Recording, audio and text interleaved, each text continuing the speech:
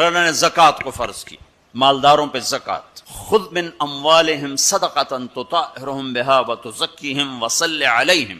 زکوٰۃ اتنا بڑا عمل ہے کہ اللہ تعالیٰ ہمیں کہتا ہے کہ میرے نبی پہ درود پڑھو، فرشتوں سے کہتا ہے میرے نبی پہ درود پڑھو، اور خود بھی کہتا ہے کہ میں اپنے نبی پر درود بھیجتا ہوں۔ اللہ کی طرف اب درود کی نسبت وہ رحمت ہے، اور فرشتوں کی طرف ہماری طرف درود کی نسبت دعا ہے جو ہم کرتے ہیں، صلی علی محمد وعلی آل محمد۔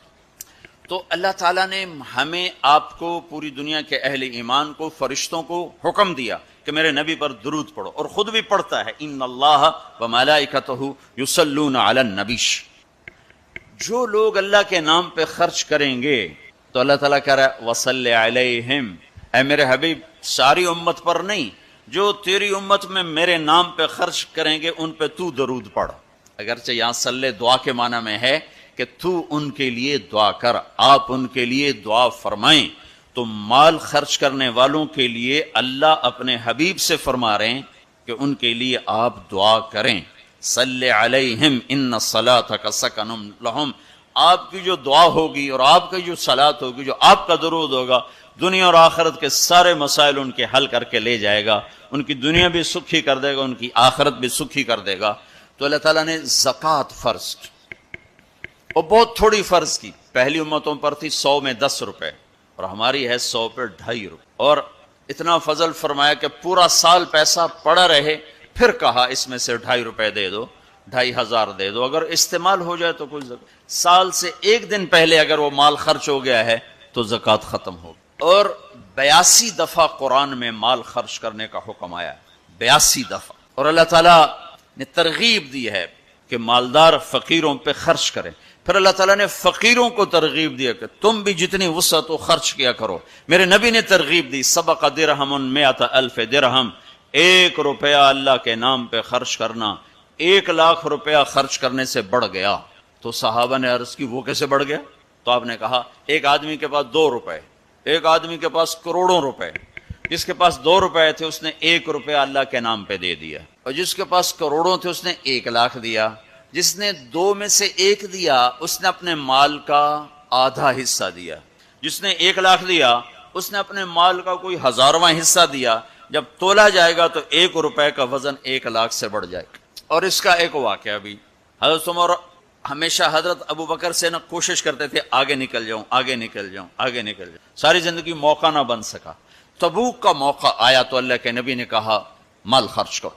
عثمان رضی اللہ تعالیٰ نے 10,000 لشکر کا سارا سامان تیار کیا، ان کی سواریاں، ان کا راشن کے لیے تھیلوں کو بند کرنے کے لیے دھاگے تک اپنے گھر سے دیے، اور 300 دینار اوپر دیے۔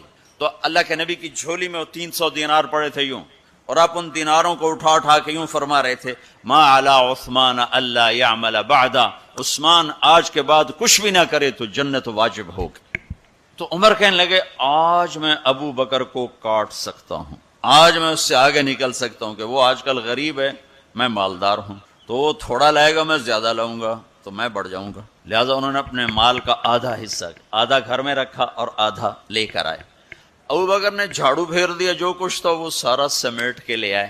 جب دونوں پراپرٹی سامنے رکھی گئیں تو حضرت عمر کی بہت زیادہ نظر آ رہی، ابو بکر کی بہت تھوڑی نظر آ رہی، لہذا حضرت عمر بڑے اطمینان میں کھڑے کہ آج جیت خطاب کے بیٹے کی ہے۔ میں قربان جاؤں، اللہ رسول تو جانتے ہیں کہ کون کیا کر کے آیا ہے، تو میرے نبی نے سوال ہی بدل دیا، جو اس موقع کا سوال ہی نہیں۔ کوئی آدمی مسجد میں چندہ دینے جائے، مدرسے میں چندہ دینے جائے، کہا جی مول صاحب یہ 1,00,000 روپیہ ہے مدرسے کے لیے، مسجد کے لیے۔ آگے مولوی صاحب کہیں پیچھے کتنے پڑے ہوئے ہیں، تو کہے گا اے بھی واپس کرو، میں تو تھوڑی نیت ہے جو کوئی چکر لگتا ہے کہ تسی ٹھیکیدار ہو، مگر علی شاید ابھی پیچھے کتنے پے ہیں۔ یہ موقع کا سوال ہے ہی نہیں۔ مولوی صاحب کو چاہیے جی جزاک اللہ، یہ لیجیے رسید، بسم اللہ، پھر بھی موقع آئے تو دیتے رہیں۔ تو میرے نبی نے پوچھنا یہ تھا ابو بکر کتنا لائے ہو، عمر کتنا لائے ہو، اور یہی اس موقع کا سوال ہے۔ لیکن اللہ رسول جانتے ہیں کہ کس کے مال میں وزن زیادہ ہے، تو میرے نبی نے سوال بدل دیا، فرمایا عمر ما خلفت، واہ واہ عمر پیچھے کیا چھوڑ کے آئے ہو؟ تو حضرت عمر تو وہیں دھڑم ہو گئے گا، با میں گیا، سوال سے ہی وہ پتہ چلے گا، با میری کلی اڑ گئی وکٹ. عمر ما خلفت یا ما ترکت لأہلک، یہ دونوں الفاظ ہیں. پیچھے گھر والوں کے لیے کیا چھوڑا؟ تو پہلے حضرت عمر بڑے جوش میں کھڑے تھے، پھر ایک دم ڈھیلے ہو گئے. کہنے باجی آدھا چھوڑا ہے آدھا لایا ہوں. پھر آپ نے کہا ابا بکر ما خلفت یا ما ترکت لأہلک، ابو بکر تو پیچھے چھوڑ کے کیا آیا، بچوں کے لیے کیا چھوڑ کے آیا؟ تو انہوں نے کہا ترکت اللہ و رسول، میں تو اللہ اس کے رسول کو چھوڑ کے آیا ہوں، باقی سب کچھ لے آیا. تو اس پر عمر کہنے لگے ابو بکر میں نہیں تجھ سے آگے بڑھ سکتا، کوئی بھی تجھ سے آگے نہیں بڑھ سکتا. اور اگلی سنو، اپنے کپڑے بھی دے دیے اور ایک ٹاٹ تھا وہ پہن کر اس کو کانٹوں سے سی لیا. تو جبریل آئے، کہنے لگے یا رسول اللہ، اللہ تعالیٰ پوچھ رہے ہیں کہ ابو بکر نے یہ ٹاٹ کیوں پہنا ہوا ہے؟ تو آپ نے کہا کہ ابو بکر نے سارا کچھ اللہ اس کے رسول پہ لگا دیا ہے اس لیے یہ پہنا ہوا ہے. تو کہا یا رسول اللہ، اللہ تعالیٰ فرما رہے ہیں ابو بکر سے پوچھو مجھ سے راضی تو ہے، مجھ سے راضی تو ہے، اس فقر میں مجھ سے راضی ہے؟ میں تو اتنا سفر کر کے آیا ہوں، حالانکہ ابھی 4 دن پہلے میں 12 ملکوں کا 10 ملکوں کا سفر کر کے آؤں، ساری ہڈیوں میں درد ہے. میں اس لیے آیا ہوں کہ چلو کوئی بخشش کا بہانہ مل جائے، کوئی بخشش کا بہانہ مل جائے، اللہ راضی ہو جائے. آپ سارے اس لیے حج پہ جا رہے ہو کہ اللہ راضی ہو جائے. جو سارے جہان سے کہتا ہے مجھے راضی کر، وہ کہہ رہا ہے ابو بکر سے پوچھو مجھ سے راضی تو ہے. تو آپ نے کہا ابو بکر تیرا رب تجھے سلام بھی کہہ رہا ہے اور پوچھ رہا ہے کہ راضی ہو. تو ابو بکر کی چیخیں نکلی، میں اپنے رب سے راضی، میں اپنے رب سے راضی ہوں، میں اپنے رب سے راضی. میرے بھائیو بہنوں، زندگی ایسے گزار کے مرو کہ اللہ کو ملو تو اللہ خوش ہو کے مل رہا، ایسے نہ مرو کہ اللہ کی بارگاہ میں پیش کیے جا رہے ہوں مجرم بن کر، قیدی بن کر. تو اللہ اس کے رسول نے مال لگانے پر زور دیا. اللہ چاہتا تو سب کو مال دے دیتا، کسی کو فقیر کسی کو مالدار. مالدار کا شکر کا امتحان لیا، فقیر کے صبر کا امتحان لیا کہ اللہ فقیر کا صبر دیکھے گا، مالدار کا شکر دیکھے گا. اور جب مالدار لوگ زکوٰۃ نہیں دیتے تو پھر عزتیں نیلام ہوتی ہیں. جب سب کچھ اپنے اوپر لگانے کا ذوق بن جاتا ہے اور اپنے ہی بڑے بڑے زیور، کپڑے، گھر، گاڑیاں. یہ بھی لاہور کا واقعہ ہے. بیگم صاحب ڈرائیور کے ساتھ گئی ہیں اور واپسی پہ کہہ رہی ہیں اسلم ڈرائیور آج میری بڑی اچھی قسمت، وہ ساڑی میں نے لی تو میں سمجھ رہی تھی 1 لاکھ کی ہے، وہ تو مجھے 75,000 میں مل گئی، بڑی سستی مل گئی. خوش ہو کے ڈرائیور کو بتا رہی. تیسرے دن ڈرائیور کے بیٹے کا بازو ٹوٹ گیا. وہ آ کر کہتا ہے صاحب جی میری تنخواہ میں تو اس کا علاج ہو نہیں سکتا، تو مہربانی کر کے کچھ میری مدد کر دیں، اس کا علاج ہو جائے. تو صاحب کہتے ہیں اسلم تمہیں پتہ تو آج کل کاروبار بڑا مندہ ہے، تو میرے پاس تو گنجائش نہیں، میرا ایک ڈاکٹر دوست ہے میں اسے فون کر دیتا ہوں، وہ تمہاری مدد کر دے گا. جب اس طرح ہوتا ہے تو پھر ڈاکے، چوریاں، قتل و غارت شروع ہوتے ہیں.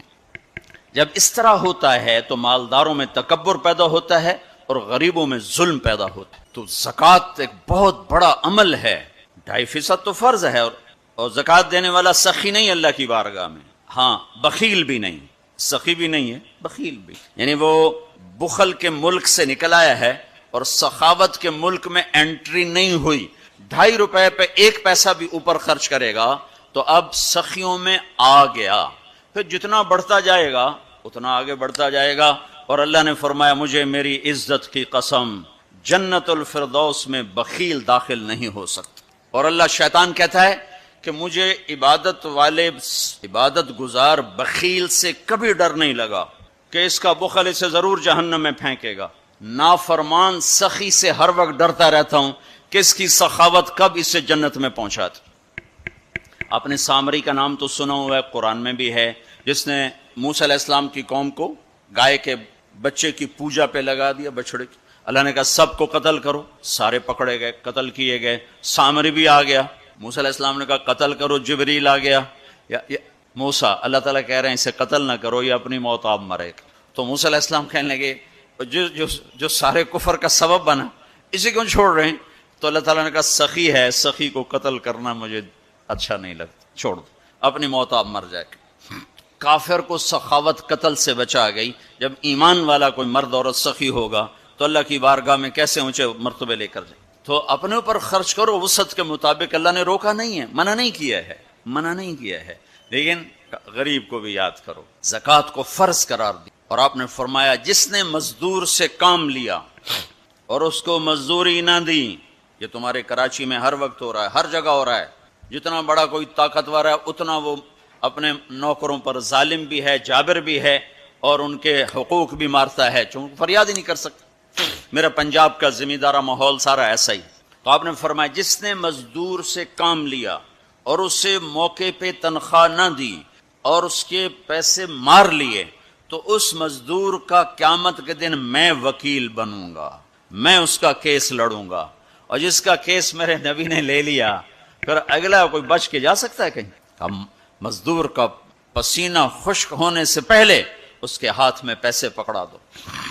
پھر مزدور سے فرمایا، یعنی دونوں طرف کا خوبصورت، کیا دین خوبصورت ہے، کہ جو اپنے نوکر کی، جو اپنے مالک کی نوکری بھی پوری دیانتداری سے کرے اور اللہ کی بندگی بھی دیانتداری سے کرے، تو اسے ہر کام پہ دگنا اجر ملے گا. دگنا، یعنی میں ایک نماز پڑھتا ہوں، میری 10 ہیں، اس کی 20 ہوں. میں ایک روزہ رکھتا ہوں، میرا 1 ہے، اس کے 2 ہوں. میں ایک قرآن ختم کرتا ہوں، میرا 1 ہے، اس کے 2 ہوں گے. ایک طرف اپنے مالک کے ساتھ دیانتداری سے نوکری کر رہا ہے اور ایک طرف اپنے اللہ کے ساتھ دیانتداری سے بندگی کر رہا ہے، دگنا اجر ہو جائے. کئی دوست آتے ہیں، خواتین بھی آتی ہیں، یہ بڑی پریشانیاں ہیں، سب کچھ ہے، بڑی پریشانی ہے. میں نے کہا بی بی آپ امتحان دے رہی ہیں، ایگزامینیشن ہال میں آپ کے لیے کوئی ریفریشمنٹ تو نہیں ہوتی، بلکہ آپ کو خود پھڈے میں ڈالا جاتا ہے. اچھی خاصی آسان چیز کو الٹا سیدھا کر کے پیش کر دیا جاتا ہے. ہم سب بمین 7 ارب انسانوں کے ہم پیپر دے رہے ہیں، ہم امتحان گاہ میں بیٹھے ہیں. یہ آئیڈیل ہوم نہ بن سکتا ہے، نہ بنے گا، نہ بنانے والے نے اسے آئیڈیل ہوم بنایا ہے. یہ ہم دیوانے ہیں کہ چند سالہ زندگی میں اس کو آئیڈیل ہوم بنانا چاہتے ہیں. گزرگاہ ہے، مسافر خانہ ہے، اور اس پر زائد کیا ہے، لِيَبْلُوَكُمْ أَيُّكُمْ أَحْسَنُ عَمَلًا، کہ اس نے اس لیے ہمیں پیدا کیا ہے کہ ہمیں دیکھنا چاہتا ہے کہ اپنے عمل کو خوبصورت کون بناتا ہے اور دنیا کے ٹھیکروں پہ کون بک جاتا ہے، اپنی شخصیت کو کون بناتا ہے اور چیزوں پر کون بک جاتا ہے. یہ پیپر ہو رہا ہے. اب وہ پیپر کیسے حل کرنا ہے، یہ علم ہمارے پاس کوئی نہیں. اس کے لیے 1,24,000 انبیاء کو اللہ بھیجا کہ جب انہیں بتاؤ کہ پیپر حل کیسے کرنا. تو سب سے آخر میں اللہ نے جناب رسول اللہ صلی اللہ تعالی علیہ وسلم کو دنیا میں مبعوث فرمایا. آخری کتاب، آخری نبی، آخری رسول. تو آپ کا مشن بھی یہی تھا کہ زندگی کیسے گزارنی. پچھلی کتابوں سے اب چونکہ آپ وجہ کائنات ہیں. ابو ہریرہ نے ایک دفعہ آپ سے پوچھا، یا رسول اللہ آپ کو نبوت کب ملی تھی؟ تو ابھی ربیع الاول گزرا ہے، گزر رہا ہے، تو 2-3-4 دن باقی ہیں. ہم کتنے جلسے ہوتے رہے اس میں. آپ یہ اس تاریخ کو پیدا ہوئے، اس تاریخ کو انتقال فرمایا، 40 سال کی عمر میں نبوت ملی، 63 سال کی عمر میں انتقال فرمایا. اپنے نبی کا جواب سنیں، یا رسول اللہ آپ کو نبوت کب ملی؟ تو کیا جواب ہے؟ 40 سال. کتابی جواب جو میں ڈھونڈ کے آپ کو بتا رہا ہوں، 40 سال 6 مہینے 10 دن. اور یہ کیلکولیشن ہے محرم، صفر، ربیع الاول کے لحاظ سے، دسمبر، جنوری، فروری کے لحاظ سے نہیں. اس لحاظ سے عمر اور کم ہوگی. 40 سال 6 ماہ 10 دن. تو یہ تو کیلکولیٹڈ جواب تھا. تو آپ کا یہ جواب آپ نہ دیتے، آپ فرماتے ابو ہریرہ 40 سال کی عمر میں نبی بنا. لیکن میرے نبی نے جواب کیا دیا؟ کنت نبی وان آدم بین الروح والجسد. ابو ہریرہ ابھی آدم کی مٹی کٹھی نہیں ہوئی تھی اور میں نبی بن چکا تھا. تو اب تو وجہ کائنات ہے. آدم علیہ السلام اور اماں حوا کا اللہ نے نکاح فرمایا.